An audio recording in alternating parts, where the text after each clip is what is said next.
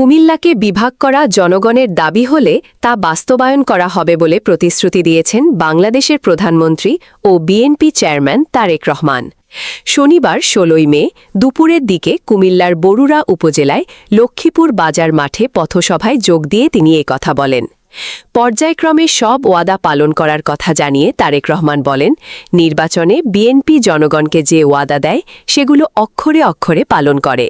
এরই মধ্যে family card, খাল খনন কর্মসূচি ও ধর্মীয় প্রতিষ্ঠানের দায়িত্বে থাকা ইমাম, মুয়াজ্জিনদের সম্মানের ব্যবস্থা করা হয়েছে।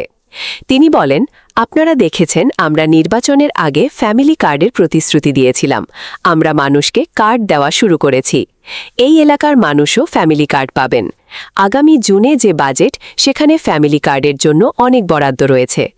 প্রধানমন্ত্রী বলেন, বিগত ফ্যাসিবাদী সময়ে সরকারের বিরুদ্ধে কথা বললে গুম, মামলা করা হতো।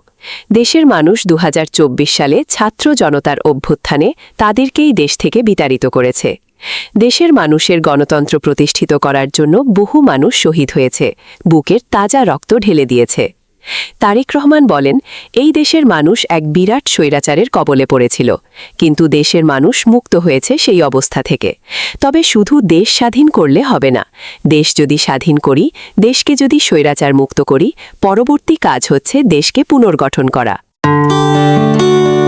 এএসপি নিউজের সাথে থাকার জন্য ধন্যবাদ। সাবস্ক্রাইব করে সাথে থাকুন।